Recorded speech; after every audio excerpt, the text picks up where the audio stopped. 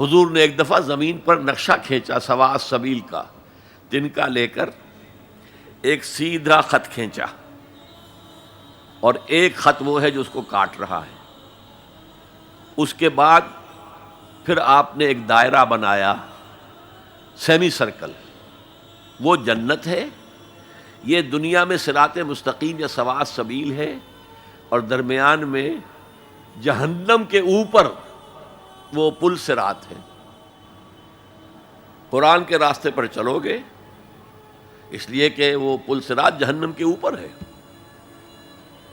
وَإِن مِّنكُمْ إِلَّا وَارِدُهَا كَانَ عَلَىٰ رَبِّكَ حَتْمًا مَّقْضِيًّا، وہ اس پل صراط سے ہو کر جنت میں پہنچ جائے گا۔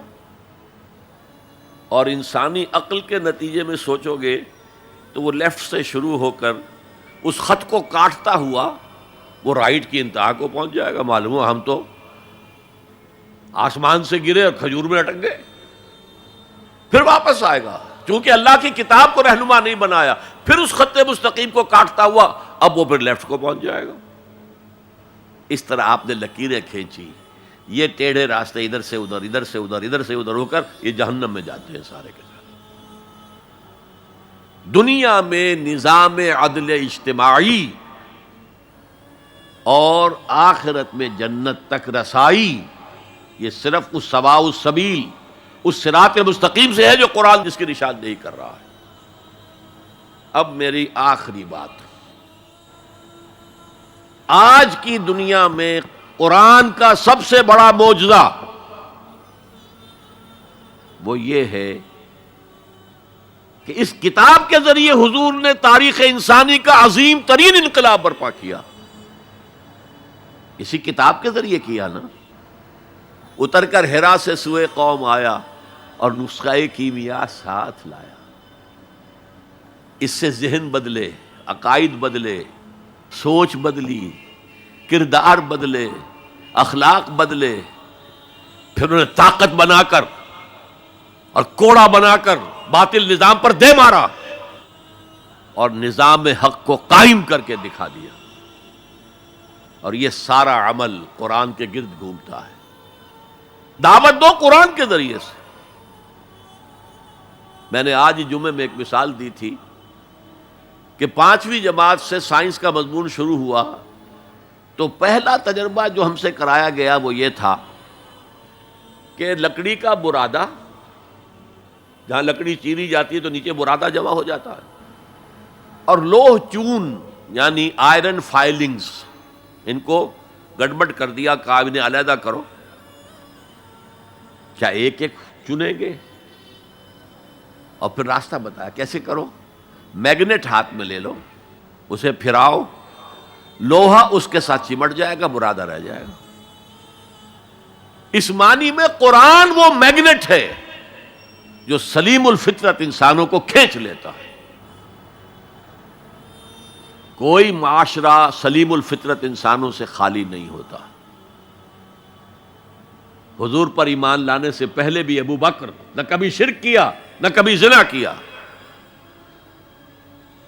حضور کی بعثت سے پہلے حضرت عمر کے بہنوئی کے والد سعید ابن زید کے والد زید ابن عمرو ابن نفیل، انہوں نے بھی کبھی شرک نہیں کیا، کبھی کوئی غلط حرکت نہیں کی، اور کعبے کے پردے کو پکڑ پکڑ کر کہتے تھے اے اللہ میں صرف تیری بندگی کرنا چاہتا ہوں، میں کیسے کروں مجھے معلوم نہیں ہے۔ حضور کی بعثت سے پہلے ان کا انتقال ہو گیا، لیکن باپ کی کیفیت یہ تھی جس سے کہ سعید ابن زید ایمان لائے ہیں اور وہ عشرہ مبشرہ میں شامل ہوئے ہیں، اور ان کی زوجہ فاطمہ بنت خطاب کے ذریعے سے عمر کو ایمان ملا ہے۔ تو یہ سلیم الفطرت لوگوں کو کھینچنے کا ذریعہ ہے۔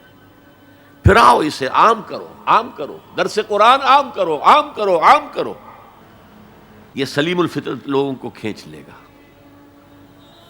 پھر ان کا تزکیہ کرو، تزکیہ بھی قرآن سے ہوگا۔ تزکیے کے بھی ہم نے نمل کچھ پلوٹائنس نیو پلیٹونزم سے کچھ چیزیں سیکھ لی ہیں، کچھ ہندوؤں کی تپسیائیں سیکھ لی ہیں، لیکن قرآن کو تزکیے کا ذریعہ نہیں بنایا۔ صوفی پشمینہ پوش و حال مست، از نوائے شعلہ قوال مست، در نمی سازد بقرآن محفلش. قرآن سے اس صوفی کی محفل خالی ہے، وہاں قوال کے اس سے حال آ رہا ہے، حال آ گیا، قوال کے شعر سے حال آ گیا. صوفی پشمینہ پوش حال مست، از شراب نغمہ قوال مست، در نمی سازد بقرآن محفلش. قرآن کے ساتھ در سازی نہیں. لیکن حضور کے طریقہ کار دیکھیے، حضور کی سیرت کے دو حصے ہیں. ایک حصہ ہمیں بہت معلوم ہے، غزوہ بدر، غزوہ احد. اولین کتابیں بھی جو لکھی گئی سیرت میں وہ مغازی تھیں، چونکہ یہ لوگوں کے نزدیک اہم چیزیں تھیں، اہم واقعات تھے، مغازی، غزوات. لیکن یہ بدر کے جو 313 آدمی تھے، یہ فراہم کیسے ہوئے تھے؟ کس مارکیٹ سے لائے گئے تھے؟ کس میتھڈالوجی سے انہیں تیار کیا گیا، پختہ کیا گیا، ٹرین کیا گیا؟ یہ ہے غور طلب معاملہ. قرآن نے جہاں وہ بات جو پہلے کہہ چکا ہوں، هو الذی ارسل رسولہ بالہدی ودین الحق لیظہرہ علی الدین کلہ، وہی ہے اللہ جس نے بھیجا اپنے رسول کو صلی اللہ علیہ وسلم الہدی دے کر، قرآن حکیم اور دین حق دیا ہے، نظام دیا ہے، معتدل نظام دیا، عادلانہ نظام دیا، سسٹم آف سوشل جسٹس دیا، تاکہ اسے غالب کرے، قائم کرے. یہ ہے مقصد بعثت محمدی صلی اللہ علیہ وسلم. باقی کسی نبی کے لیے یہ الفاظ نہیں آئے، نوٹ کر لیجئے. حضور کے لیے 3 مرتبہ آئے، سورہ توبہ میں آیت نمبر 33، سورہ فتح میں آیت نمبر 28، سورہ صف میں آیت نمبر 9، 3 دفعہ یہ الفاظ آئے. نظام کو قائم کر کے دکھاؤ. جس دور کا آغاز آپ سے ہو رہا ہے، اس دور میں اصل اہمیت نظام کی ہوگی.